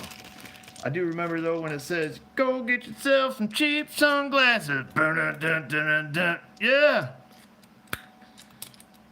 What else does ZZ Top sing? I know a girl lives on the hill. She won't do it, but her sister will. What was the name of that song? That's not just a nursery rhyme, right? The Tube Snake Boogie, right? Tube Snake Boogie. Yeah, she won't do it, but her sister will. Tube Snake Boogie. And then we can't forget about the Nuge. We were looking at these. I get so sidetracked. Next thing I know, we're singing Wang Dang Sweet. You know the song. I'm not gonna say. There could be some kids watching. Oh man. Okay, let's not get sidetracked right now. How old am I again? 39. At any rate, these are the Milton High Flow connectors. Now he states that with the Milton High Flow female adapter that it will fit all of my existing male adapters. I do like the fact that it's quick connect. Now, however, these are the Milton High Flow, and these are big. Look at the size of that hole. How many times you said that in your life? At any rate, these are high flow. He says it'll give new life to old tools. So we will we'll give them a try, and I'll make sure that these fit with my B-type long nipples that I get from the napper. So I'll definitely try these out. Be interested to see how much more flow I get. Yeah, Big Nasty on that. That's exactly what I was thinking. I'm gonna pop this up on Big Nasty. Anywho, let me keep reading. Of course, I may have the orientationals wrong. Maybe these work in my existing couplings. Yes. No, these only work in the high flow couplings. So, yes. Yes. Yes, Oz. Okay, I'm not going to look at the comments anymore. And lastly, I threw in some Wisconsin swag. The orange Skag t-shirt has my company info on the back and is one of the OEMs I work on. Now, we did have a Skag dealer here, just FYI, down at Ward's Feed Store, over 100 years in business, and they finally hung up his shirt. I don't think there was anybody in his family to carry on. It was in families for generations, and it is now shut down, but he was our local Skag dealer. Sold like Skag Zero Turns and I believe like Simplicity or Mahindra, something like that, some other tractor to go with it. I threw in an international hat because I see you got a Farmall H. Represent. Sorry, the only Farmall hats we have right now were pink. That's all right. Then I noticed some of your videos that you wear a whistle. Let's see. Then I noticed in some of your videos you can hear a whistle blowing up and down, so I assume it's for fire calls. So you must be close to the fire station. So I threw in a hat and t-shirt from a local fire department. I've been on the department for 20 years and have served as chief for the past 7. You can wear it around and everybody asks you, where the hell is Knowles? Just tell them it's halfway between Farmersville and Nasboro. An old local joke. If you look it up on the map, you'll see why it's funny. All right, well, I'll look that up on the map and see why it's funny. The candy and coffee are both made here in Wisconsin. The candy is from a small factory business about 20 miles north of me in Oshkosh. Oshkosh Bagosh. I used to wear those. Everybody, you guys wear Oshkosh, you know, bib overalls, or ever drive an Oshkosh, big 4-wheel drive truck. They make it out of their basement. They're so busy, if you want the candy for Christmas, you have to order it in October. It sounds like they need a bigger business, or a bigger basement. The coffee is from a company 30 miles east of me in Sheboygan. That's awesome. Hey, where are you from? I'm Sheboygan. Sheboygan Falls. Most smaller cafes around the county serve their regular coffee, but the flavored stuff you have to order from their website. Enjoy. Thanks again. Keep the awesome videos coming. Love always, Jason. Well, thank you, Jason. And he does have the whole goodie bag full of swag over here. Of course, high flow, we already talked about that. Whoop. Don't want to lose my nipples. Only got 2. And then, like I say, boy hooked me up solid, did me a solid, got the IR air grinder, die grinder rather. We'll pop this little guy open, have a look at this. Give this a toot. Here she is. Ah, stuck in there. Oh, it's like some kind of anti-theft thing on there. Free bag of candy, of course, always comes with most air tools. Goes in there. Unscrew that. What's that? Some kind of anti-theft? Did he steal this? You gotta be a friggin' mechanic just to get this thing off. This better not be an ink explosion thing. That would really suck.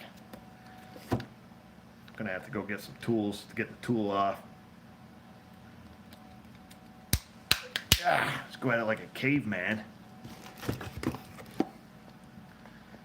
No, we're gonna have to get some tools to get that off. At any rate, straight die grinder with safety. And then he included, where is it? I seen it in there. Second pair of not cheap sunglasses, straight ones, not like these ones. A little whizzy wheel there, like Meemaw made it for us.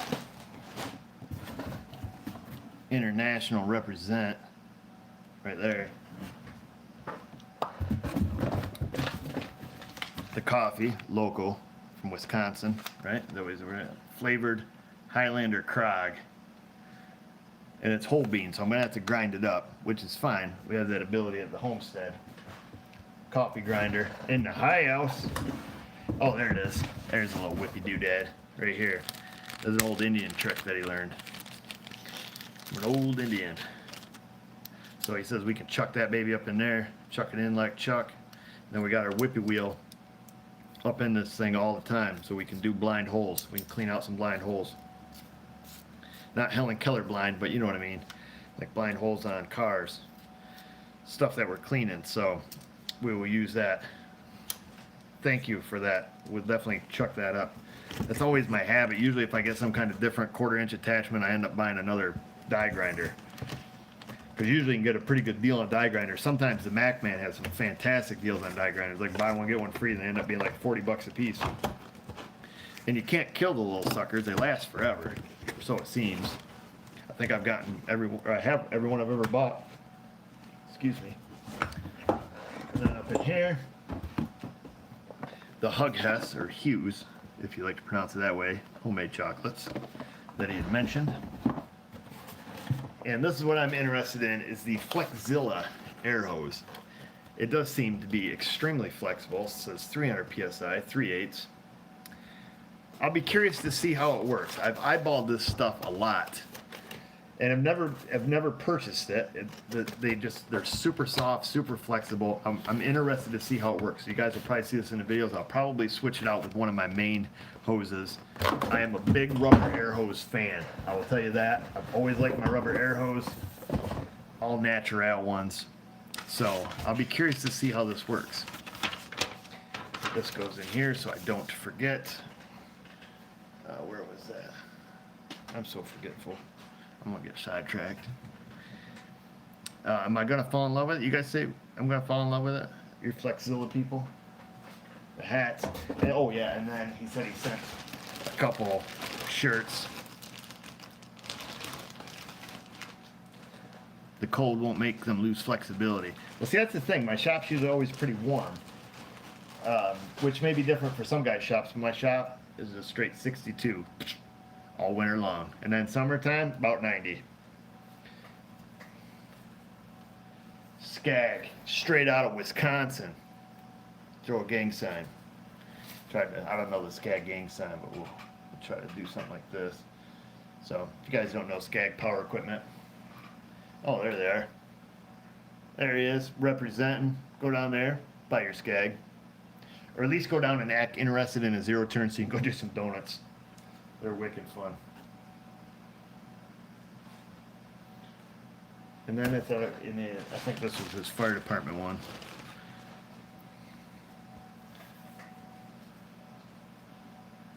I support Knowles Fire Department. There it is, Fire and Rescue. Knowles Fire Department. Gonna have to learn a little bit about the local area so I can tell people where I'm from again. I won't lie.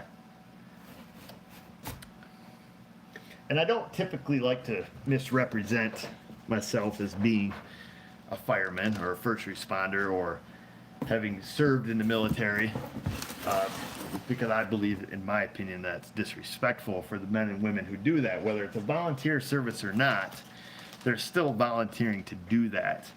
And I never want to misrepresent myself as somebody who does that, because I don't. I do not volunteer on our local fire department or has never been in the military or of any sort. So I think, just personally, I appreciate the shirt, but something like that, I wouldn't want to misrepresent myself to anybody else, because a lot of guys take that pretty serious, and it is serious business, you know, especially when it's a small town. Sounds like a small town like ours, where we have a volunteer fire service, a volunteer ambulance service, you know, the EMS. You know, if you're over here and your house is burning down, the people that come put it out, that risk their lives for it, are volunteers. They're just normal schmucks like me. They have jobs, most of them, and you know, they volunteer to do that. They'll willingly walk into your house on fire to save you and your babies and your baby dog and your baby cat and your baby goldfish for free, voluntarily. So, in my opinion, I think it's disrespectful if I were to come across that, like, oh, you know, somebody could be like, hey, you know, thanks for being a volunteer fireman. I'm like, well, I'm just wearing a t-shirt, not really that. So, just my opinion. I don't know how you guys feel about that or what you think about that, but that's how I feel about it. So,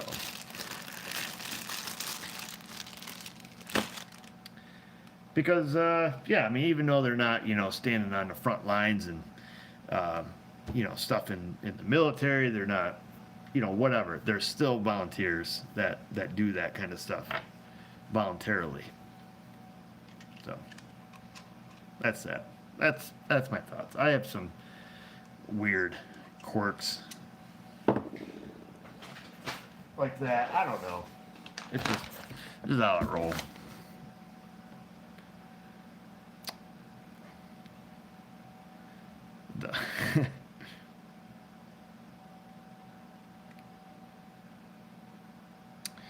Yep, I see that, Shane. Quirks, everyone's got them. That's right. Just kind of my thing. Can we get some more videos on outdoors at Eric? I just put one up the other day. Funny video. Not gonna lie. Well, I think it's funny because it was my kid. So, my oldest boy, Gavin, he comes to me and he's like, "Hey, can you, you know, can you take these videos off my camera?" He's got this camcorder that a fella gave me that I gave him, and it's a digital camcorder, so it has internal memory. I think like 75 gigabytes or so it holds, and it was full. And I'm like, well, what's on it? He's like, oh, I don't know, a bunch of stuff. So at any rate, I got it. And oh, Scott, well, thank you. I did not see that up there, buddy. I'm not trying to ignore you. Favorite channel on YouTube, learned so much the last 6 months. Keep up the great videos. Thank you, Scott, for that super chat. That's fantastic. I really do appreciate that. What was I saying? Oh, and so I got my boy's camcorder, and I hook it to my computer, and it's, you know, it has to be done through USB and like 75 gigs. Like, it took forever, so I just left it there, come back, checked it out, and I started going through this stuff. And if you've ever given a camera to a 7, 9, and 11-year-old for them to use, you get some of the best footage, and it's so funny. So I got some of the footage off it, and I put it on our other channel, the outdoor channel. It's just my two boys just like out exploring in the woods, because we live out in the country and they don't have TV, so they got to go, you know, play with deer poop, as you will see in the video, where they go out and throw deer poop at the tree. And I think it's funny because it's my kid, but you might think it's stupid. But either case, he has another video on there which I'm hesitant to put on YouTube, but it's super funny. It's not inappropriate. It's just some people might think it is, because he makes some reference to a trailer park or something, and it doesn't even know what he's talking about, but it's really funny. So I might put it up. I might not, but they've made some really funny stuff. So needless to say, and I will get down to the last package. Last but not least, this comes from Justin Sturgill Trucking, aka the Snap-on Junkie. He writes, "This is the box of shirts I told you I would send. There's shirts, hats in there for you, Mrs. O, Hannah, Marie, and your brother Doug. Everyone forgets about Doug. We need a What's Up Wednesday with Doug, if you can talk him into it. Hope you enjoy Justin Sturgill Trucking. You can check him out on the YouTube." He used to go by Justin. This is Justin, the Snap-on Junkie. How the are you? Channel's a little salty if you got young children or ears that are sensitive, or you just don't like hearing that stuff. Don't check it out. But if you like big trucks, he's a trucker. He goes by the name Rubber Duck. I don't know if that's true or not. He likes his Peterbilts, owns a trucking company, does lots of videos on that. That's his logo. Straight brim hat kind of guy. I've got a big noggin, so I put her out on the last notch. I think this is how you wear these hats. Oh, my eyes got bloodshot like crazy. Maybe on the... So you wear them something like that. So he sent me those. He sent a huge box of his t-shirts with logos for... And these are like nice shirts. These are like ones you wear like if you were... you know, jogging. They're that type of material. Made by Sports Tech. He sent those. He sent more hats. He sent the hats that I wear. Of course I wear that hat too if I curve the brim. But beanies, because I'm into beanies. Not Beanie Babies, just beanies. He sent hoodies. This is amazing, Justin. You sent a lot of stuff. Now Hannah already took her stuff out of here. That's why I had this open. We got JST hoodies. I'm going to be representing him over here in New York. They've got his logo, which is like skull, like I mean business. I drive Peterbilt, you know, skull on it. Kind of hot to be wearing one of these today. Flip that up for a minute. And then what else did he send? More shirts. And then I thought I saw down yonder here. Let me look.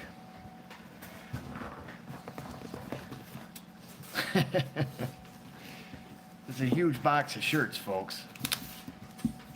And I had to look for the medium for Miss Hannah.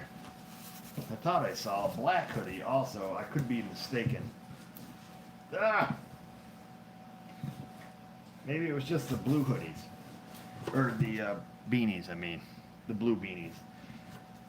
Anywho, thank you, Justin, for that. You guys be sure to go over, check out his channel on the YouTube. If one of you folks with the blue wrenches want to throw up a link to that. If, like I say, not gonna lie, the guy does a lot of swearing, smokes some cigarettes. If it's not your bag, don't check it out. Don't go over and badmouth him because that's what he does. That's just what he chooses to do. We all choose different things in life. So yeah, anyhow, you might like his content if you're into the big trucking business.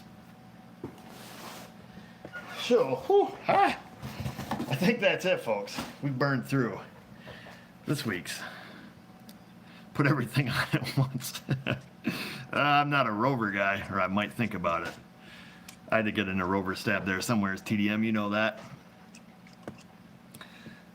Anywho, where was we at here?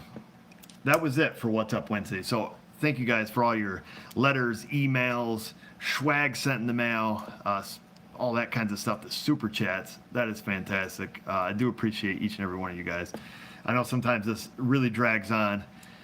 There's still a couple thousand folks that stuck around. I don't know where it peaked out today. But we made it. We did it. We're through. We're in. We're done. Got some neat stuff. Oh, yeah, and the other thing is I got a visitor this week here from Crown. They stopped by. Gary from Crown up in Canandaigua, where we get our vehicles crowned.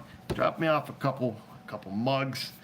Dropped me off some other Crown products, which is fantastic. So seen him. Shout out to Crown. I don't know if that's their sign either, but we're going to assume it is. Uh, Jennifer Ray. Can't pronounce the last name without sounding like an F-bomb. Love all you do, Eric, with a heart. How do I remove stuck original plugs from the 07 sub? Goes to show AC Delco parts are awesome. $162K and still going strong. That's Chevy Thunder there, Jennifer, right there. So afraid to cause major damage, trying to fix a fish bite, idle, no codes, fingers crossed emoji. I can't say, Jennifer, that I've ever had spark plugs in those get stuck. They're quite accessible. I have had in some instances where, let's say, gosh, 07, that should be aluminum heads, right? Is that aluminum heads, Jennifer? I'll wait for you to answer. I believe it is. I have had in some cases where I'll just, on those, I'll let them get hot, just like I do on the Fords, and then, you know, crack them loose, go that way. I've had them before where, let's say, it does break off. Let's say it breaks at the hex, and then the whole shebang comes out. The porcelain and everything comes out, and the hex comes out. At that point, all you're left with in the hole is just the metal sleeve that is, you know, the threaded portion. At that point, I actually have, let's see, I've tried all my strength and can't budge a couple. Yes, it's aluminum.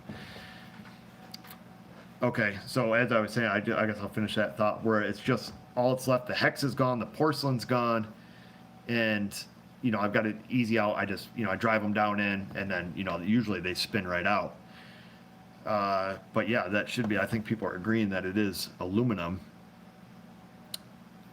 Gosh, have you tried asking for any help, Jennifer? I mean, I'm not saying that you have the inability, or maybe, I mean, I don't know, maybe you bench press 300 pounds, but perhaps you just don't have enough lead in your pencil, you know, to, you know, crack them loose. Would be another thought. You know, sometimes I'll see old Hannah here. She'll be struggling on something. It looks like a little girl's pulling her heart out, and then we just go over and it's like, you know, I always just tell her, well, it must be you loosened it. So, you know, perhaps have somebody else give it a go. I would be inclined, though, if it was me and I was afraid that once, if it, she doesn't have a pencil. Well, you know what I mean. Kuba says use a pipe for leverage. Which is all good advice. Joe, he says use a 1/2-inch drive for more torque. I would say if you're not in a position in which you think you can fix it once, you know, if it broke, I would probably have it done at the shop. And I would likely, I would be inclined to quiz the shop to ask them, okay, you know, you tell them what you've done. I've changed 6 spark plugs. I've got 2 left. And I can't get them out. So I would say that to them. And then ask them, would you be willing to give these a try? And if they said, oh yeah, we'll give it a try, then ask them the question as to what are you going to do if it breaks, okay? Now, obviously, if it breaks, number one, it's not their fault because you know the situation they're in. So ask them how they think they might handle that situation. If they tell you, well, we'd have to pull the heads, you know, maybe ask another shop to see what they say. Uh-oh, I just got a battery thing. Battery may run out soon. Should last until 12 a.m. That's odd. So that's what I would do. I would try something like that. I'd probably take it to a shop, ask them how they can handle in the event, you know, worst case scenario, catastrophic failure, what would they do? And, you know, kind of feel it out. It's hard to say. I wish I was able to, you know, to help you on that. But it's one of those things, you know, I wouldn't be afraid to reach down there with my 90-degree impact and ding, you know, away we go. And, you know, if it breaks, you know, no big deal, you know, we'll get it out. But be inclined to spray it, be inclined to heat it. You know, spray it, heat it, and beat it. That's my method. So, BW Renty says, buy a Toyota. Now, don't be Chevy hating up on here, BW. Why my air compressor just kicked on? Wouldn't be an SMA video without that. At any rate, folks, we are rolling up on the 2-hour mark. You have 3 more hours of battery life left. Yeah, I don't know why that thing just came on and said, low battery monitor. You have till 12 a.m. You're at 34%. It's probably a setting. In either case, yes, Spray it, pray it, beat it, and heat it. That's right. Some of these cars are running on faith and fumes. And that's what I'm running on right now, is just fumes at this point. So I need to get going home, folks. The phone is off the hook. That's why it's not ringing, because everybody else thinks Eric and everything else. That's why I love the SMA family. Like that, okay? I could sit here and read comments all night looking like a weirdo. But we're not. We're going to end the weirdo-ness right now. I'm going to get rolling. Again, thank you guys for all the stuff that you send, the letters. I enjoy reading the letters. The sweet sunglasses that allows me the ability to channel my inner ZZ Top and sing to your cheap sunglasses. I need to get going home and see the fam jam before they all go to bed. It's already 9 o'clock. It is past the bedtime already, so I've already missed that. And plus, I've got to get back in here tomorrow and wake up at 5:30. So we're going to need some sleep at some point. Didn't go to bed till super late last night. We're done talking. I don't know how to end this on my phone, so this is going to be kind of awkward. But we'll say it anyways. Just remember, viewers, if I can do it, you can do it. Thanks for